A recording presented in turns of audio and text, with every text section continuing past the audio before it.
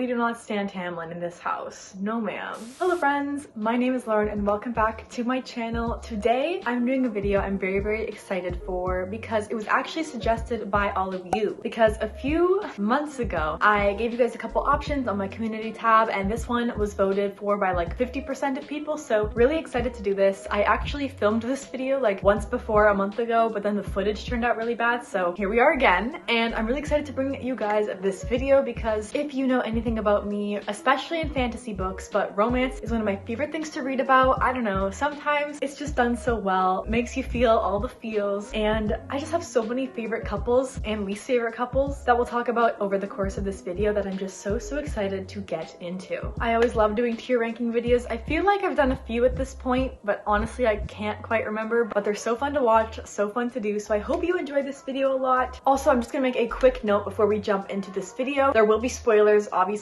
for some later books in certain series when certain couples get together, and I don't want you to be spoiled if you haven't read them or you really don't want to be spoiled for anything. So if you see any book here or any book in that series you have not yet read, there is a chance you could be spoiled for certain couples that get together. I'll try my best not to go into super big details for each couple though, so just putting that out there. If you don't want to be spoiled, watch this video with a little bit of caution. And without further ado, grab a snack, grab a drink, relax. Let's just jump straight into tier ranking some of my favorite YA bookish couples of all time. Alrighty, so as you can tell, we have 5 categories. We have get married already, please. Also, some of these couples already do get married, but besides the point, that's just like top tier. We love them, okay? Then we have beautiful, which is, you know, pretty obvious. Then we have the crushes category, meaning like I kind of like them, you know, they're kind of fun to read about sometimes, but other times you're not that big of a fan of them. I don't know, so it's kind of like a good middle tier. Then we have kinda garbage, which I feel is pretty self-explanatory. And finally, of course, Tamlin. I feel like that's also pretty self-explanatory. We do not stand Tamlin in this house. No ma'am. So here, as you can tell from the bottom of my screen, I have 24 bookish couples I'm going to be ranking. These couples are gonna be some of my all-time favorites and some of my all-time favorite ones I like to hate on, so it's gonna have a healthy mix of both. And without further ado, let's just get started. I will also mention some of these books I read like last week and some of these books I read like 3 years ago, so the amount of things I remember from each couple may vary a little bit, so I'll be sure to note that as well. So let's actually start with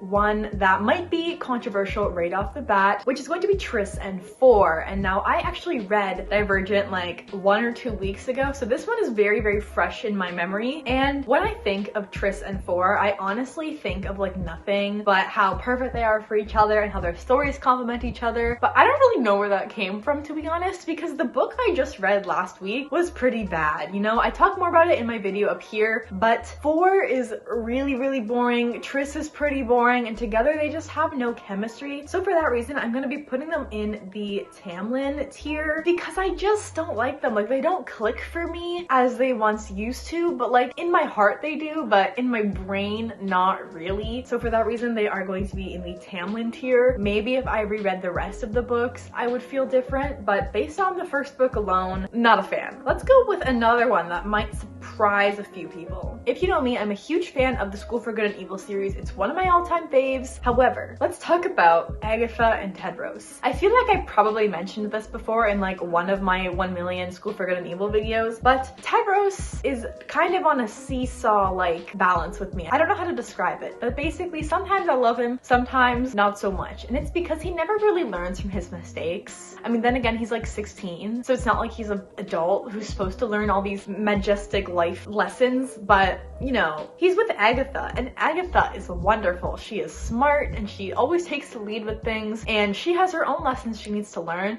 but at least she improves like every book. So for that reason, I don't really like Tedros, and so for that reason, I don't really know how I feel about them together, just because Tedros I feel kind of brings Agatha down because he's kind of dumb. So for that reason, I'm going to be putting Agatha and Tedros in the crushes tier. Still very respectable, but could be better. Next, let's talk about about a fan favorite, and honestly one of my favorites too, being America and Maxon from the Selection series. I love them. They're wonderful. There's so many cute moments with them and just everything. I kind of love them a lot. Like, they're both very much comfort characters, and I really just like their relationship as a whole, and for that reason I'm going to be putting them in the beautiful tier. There's just other couples that I like a little bit more, so hence that's why they're not in the like get married already tier, besides they already are married, so like whatever. They're not quite as amazing as some of my all-time favorite couples, but I still love them with all my heart so much. All right, next let us talk about a amazing one. I am going to go with Scarlett and Julian from the Caraval series. If you know anything about me, you know I love Caraval, and I especially love Scarlett and Julian. Hence they're going right up into the top tier get married already please, because I absolutely love them. I really want to reread the Caraval trilogy because it's honestly I think like my second favorite series right now, so it's like it is up there, and you know how hard it is for someone to like actually pick their favorite series, so the fact that it's so high up there means it is amazing. And there's a new book coming out in September, so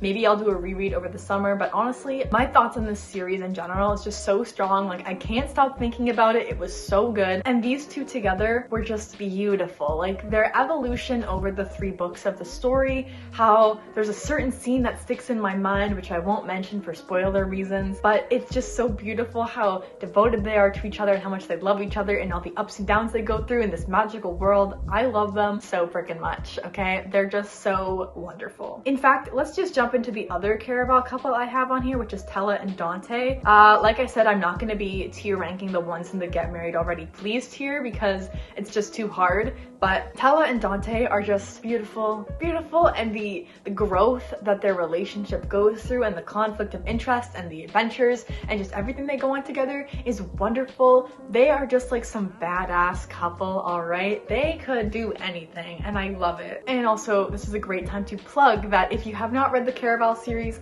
please do. It is wonderful. You will love it. All right, we don't have anything in the kind of garbage tier yet, so let's introduce that category. And let's do, I don't know, I feel like if people know my opinions on this book, they can expect this, but let's do Laura Jean and Peter Kavinsky. I read this book, I think last year. I read the first 2 books in the To All the Boys I Loved Before series, and I'm not gonna bother reading the 3rd book. I didn't really like the first 2, especially the first book. I thought Peter just was very meh. There were some things he did that were like very questionable, and I don't know. I feel like Laura Jean was too good for him, and he did some interesting things. Like, the one thing I remember in this series, minor spoiler alert for those wondering, is he would like sneak off with his ex without telling Laura Jean, and then when Laura Jean was like, why are you talking with her, he like wouldn't tell her, and I just feel like that is very like unacceptable. Like, if you're gonna talk to your ex like as a normal human being, like that's one thing. I'm sure that's fine. Like, I totally think that exes can be friends. But if you're sneaking behind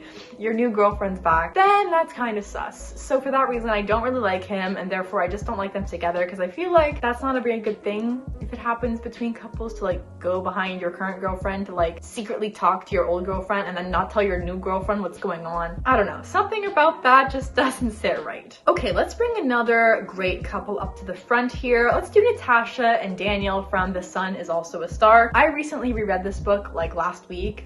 It was, oh my god, this book is so good, okay? I gave it a 5 out of 5 stars, and it's honestly one of the only contemporary books that I actually like. I'm not normally a huge fan of contemporaries, so the fact that this one got a 5 out of 5 star rating for me is like, wow. I honestly think I've only ever rated 2 contemporaries 5 out of 5 stars, and this was one of them. So I'm gonna be putting Natasha and Daniel in the beautiful tier, because while I love the book overall in general, kind of like America and Maxon, it doesn't quite top the couples in the like get married already please tier, so hence I'm gonna put them in the beautiful tier. They also only get to spend 1 day together, so I feel like their relationship obviously could have expanded more over the course of like 2 days. So for that reason, I'm gonna put them here, and I feel pretty happy with the rating. And America and Maxon, I think, are better than Natasha and Daniel, so I'm gonna leave the rating as it is within the beautiful tier, but they're both just beautiful, so what can I say? Let's add some more spice to the beautiful tier and go with Baz and Simon. This is up here, and I love them a lot. I think they have a great relationship together. Baz is just amazing, and Simon, he has a lot of struggles, but I feel like them together really work because Baz gets to help Simon with some of these problems and yell at him, and it's so funny and great, and I feel like they just really complement each other. I think Baz and Simon are better than Natasha and Daniel, so I'm gonna just fix that rating there because I don't know, their vibe is just really fun, and so for that reason I think they fit pretty well in the beautiful tier. All right, let's do some more negative ones now. I'm gonna go with a pretty obvious one here, being Bella and Edward from Twilight. Last summer I read the first Twilight book, and I've heard that the new book, Midnight Sun or Midnight Star, I don't remember, fixes a bunch of my problems, but I haven't read that one, so for that reason I am going to be ranking them in the Tamlin tier because Edward was just really creepy. I wasn't a big fan, like they stalked each other. It was a very big and poorly written insta-love trope. Wasn't a fan of that. I don't know, wasn't a big fan. Tristan and Ford I think are better than Bella and Edward, so I'm gonna keep the rating it is here, but I don't like either of them. I think as we already know, that's why they're in the Tamlin tier. And speaking of Tamlin tier, let's just throw the obvious in there as well. I think Feyre and Tamlin are worse than Tris and Ford and Bella and Edward because Tamlin is very, very toxic, as we find out from the rest of the series. However, spoiler alert for the rest of my video, there is actually going to be a couple that goes below Feyre and Tamlin, simply because there's like the first book in the Of Court of Thorns and Roses series that is fully dedicated to Feyre and Tamlin's relationship, and even as someone who knew they weren't going to be a couple beyond the first book, I couldn't recognize any like red flags in Tamlin's behavior. So for that reason, I do think that if you just read the first book in the Court of Thorns and Roses series, Tamlin is redeemable, okay? But obviously if you read the rest, he's not, but which is why I don't like him, but I don't think he is the worst because of the actions in the first book, if that makes sense. I still don't like him. That's why there's a tier level named after him, because of how much I don't like him, but he is respectable in the first book, more or less. Okay, let's kick it off with another really, really good one. Let's go with Nesta and Cassian. Obviously, this is going straight up to tier number 1. Get married already, please. After reading A Court of Silver Flames, like I went into that book not really liking Nesta all that much, but the way Sarah J. Maas like constructed this story, I feel is so beautiful and wonderful, and I loved reading about them together and their growth. I do think there could have been like a little bit more towards the end with them, but that's too spoilery, but I do really like them as a couple, and I feel like in the future books we can really get to see them even more and how they grow together, because I feel like they went through a lot in this book and I loved reading about them. So, you know, hands down, it was just such a fun time, so hence I'm putting them in the get married already tier because they're just great together, okay? I love them. Let's add another book into the kind of garbage tier. I'm gonna be going with Shane and Pilot from Again But Better. I read this book also last week, and this book I ended up giving a 3 out of 5 stars. It's respectable. I wouldn't really recommend it though, but I thought since the book does focus a lot on the romance, I'd throw it in this video because it is fresh in my brain, and I'm gonna be putting them ahead of Laura Jean and Peter. I was not a huge fan of them just because I felt like they had their problems, and a lot of the book they spend not talking to each other, and so I feel like there are redeemable aspects of their relationship, but not enough for me to be like, oh, Shane and Pilot, I really like them as a couple. So hence, I feel like that's why they're just in like the kind of garbage tier, because they kind of are. They kind of are. Okay, so this next couple I'm going to talk about is from a series I have not read in like 2 years or so, and I honestly really want to reread it, hopefully in the coming months, but like I say that very often, so who knows if that's actually going to happen. But it is Cal and Mare from the Red Queen series, and since I don't remember all of the details of them, only how I feel like this rating may not be entirely accurate if I were to reread the series, but I'm gonna go with it anyways because this series was my favorite series for like years, so I feel like I need to put it on this list. And we're gonna be putting Karen Mal at the end of the beautiful tier because I feel like I remember them having good moments together. I can't remember everything between them, but I feel like they were respectable and had a bunch of up and downs throughout the series, but ended up coming out stronger because of it. So for that reason, I do feel they deserve to be in this tier, but don't ask me why because I can't tell you because I don't remember anything. While we're on the trend of other great couples, let's talk about Jude and Cardan. Now, Jude is in my top 3 favorite characters of all time, which is a very respectable position to hold, especially just because like I've read so many books, there's a lot of characters, and top 3 is really, really good. So Jude and Carden, I love them. There's so much fun stuff about the relationship. It is the #1 book I think of when I hear enemies to lovers. It is intense, but I love them. So they're going straight up to the get married already pleased here because I just remember so many fun moments between them, so many intense things that happen, and the relationship is kind of very edgy, but like I love it. I don't know. I just think they're like so evil together, but like they just work so well together because of it. So Jude and Carden, tier #1. All right, let's talk a little bit about a lesser known series, I feel like, because I feel like I haven't seen people talk about this one at all, but it is Firstlife, and specifically Ten and Killian. I again read this series like a number of years ago, so I can't quite remember all of the details, but I am going to be putting them in the crushes tier behind Agatha and Tedros because I do remember a lot of good moments between them and a lot of development over the series, but I feel like the ending of the trilogy could have been a bit stronger, so for that reason I'm not sure exactly how much the relationship grew and things like that. Because of that, I don't know, and I also can't remember too much about it, so for that reason I'm putting them in the crushes tier because I like them, but they don't really stick out to me as like my #1 favorite couple. So just because I don't have super strong feelings towards them, I'm gonna be putting them in the crushes tier. I feel like that's pretty respectable for them. Let's talk now about one again that might surprise people because of how much I talk about them,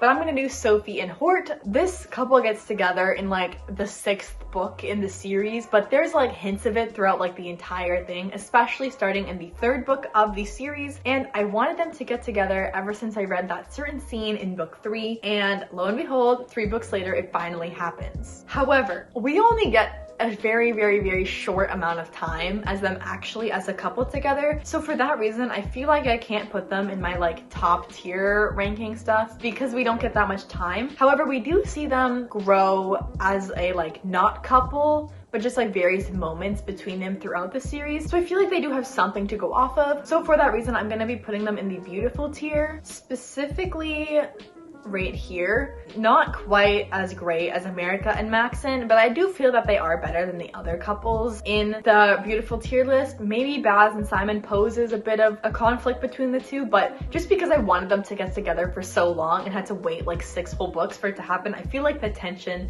and everything I was waiting for was just so worth it as it finally paid off in the end. So for that reason, I feel like this is a respectable place for them to go. Next, let's talk about another couple that I really like, which is Juliet and Warner from the Shatter Me series. I haven't read the last book in the Shatter Me series quite yet because I feel like I need to reread the entire rest of the series, which is 5 books long, so I feel like that's gonna be just a big commitment for me, so whatever, but my memories of them are wonderful. They're going straight up into the top tier because I love them. There's so much tension and chemistry between them and growth and wonderfulness that I love, so hence I feel like they deserve the top tier because they don't deserve anything else. Okay, it looks like I have 3 Hunger Games couples left, so let's dive into some of those. Let's start off with I feel like an obvious one, which is Katniss and Peeta. I'm gonna be putting them obviously straight up into the top tier. I love them with all my heart. They're wonderful, they're great. The development over the story is wonderful. Hunger Games is the series that got me into reading, so obviously I gotta love Katniss and Peeta. I feel like their chemistry is great, their growth is great, they're both as separate characters also great. They're just great.